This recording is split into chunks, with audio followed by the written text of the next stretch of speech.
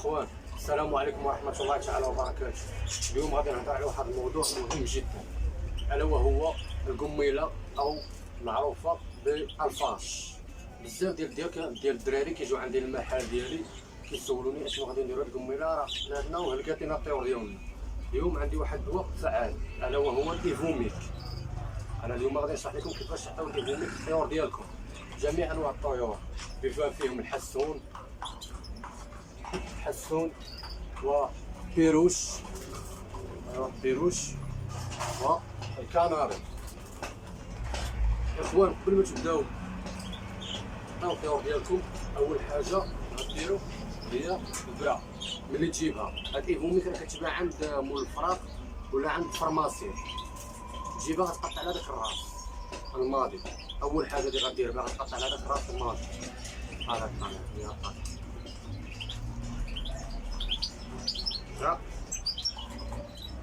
اخوان. بعد ما قطعنا البرا ديالنا كتجي المرحله الثانيه الا وهي غادي تدرب.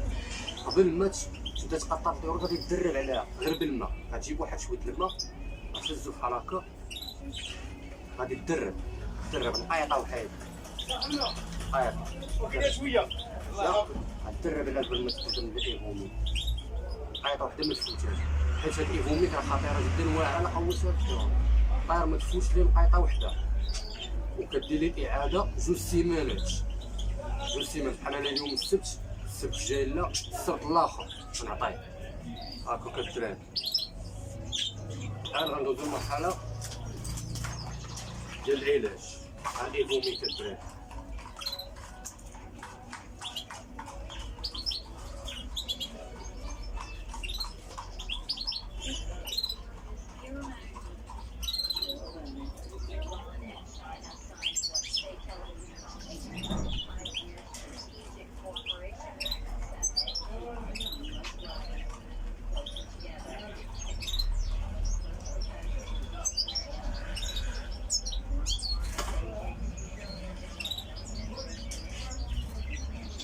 راه غنبداو بهاد الحسون هو الاول ان شاء الله. بسم الله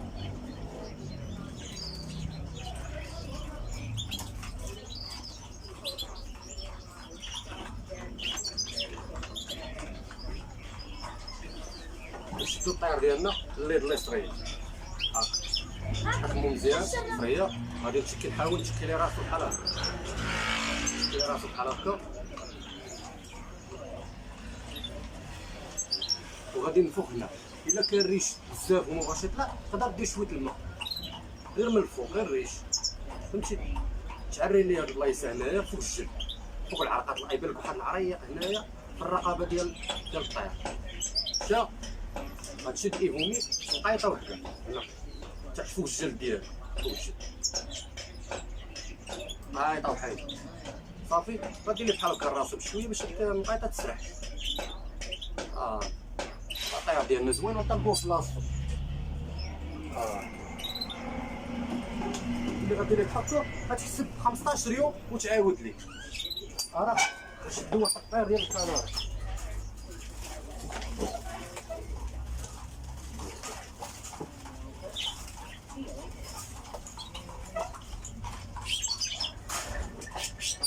الكناري نفس العمليه، زاد الطريقه باش اليد اليمين تخدم مزيان تحكم به. شوف تشكي لي راسو بالصباح ديالي بحال هكا يا اخوان.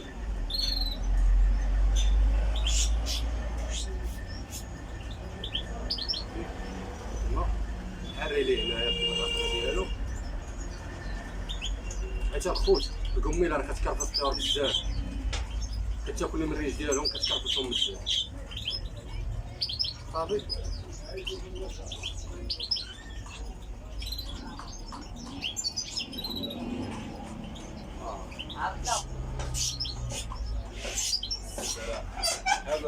لاحظ الخوت، دابا غنحاول كل طيور غنوريكم كل نوع باش كل واحد يعرف يتعامل معاه. دابا ملي درنا الحسون المقلين والكناري، دابا غندوزو البيروش. حتى هو تعطيه الايفوميك ماشي مشكل باش تهنا من القميله.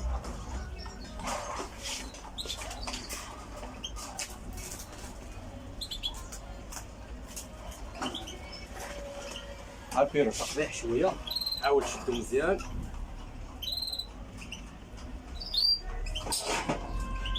انا الاخوان شويه الماء كيف العاده باش يسهل عليك المأمورين. شكل راسو بحال هكا.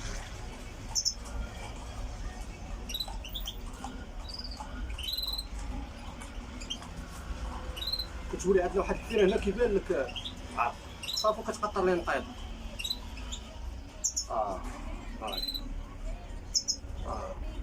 شا درنا ليه 15 يوم تا هو نعاودو ليه 15 يوم بالحساب. نشدو واحد الطيب ديال الكناري عصفور تا هو نعالجو.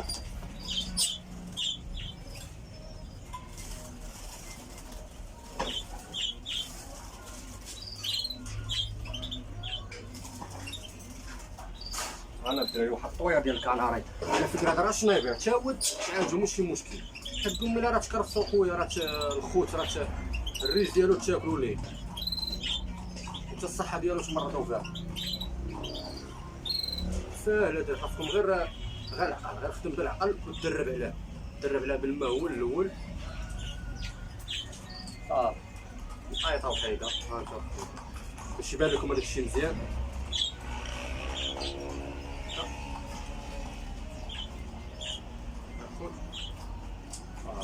كنطلقو الطوير ديالي مبقى حتى حاجه. نقيطها وحيده انا.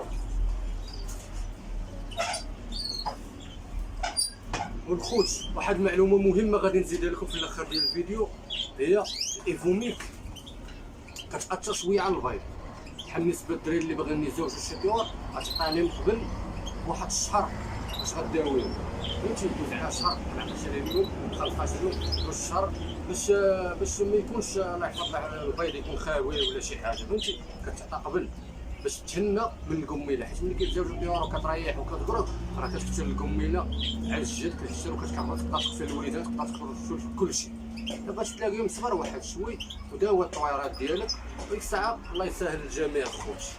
يلاه ما تنساوش الاشتراك في القناه ديالي باش يبقى يوصلكم جديد ديما الادويه ديما كلشي.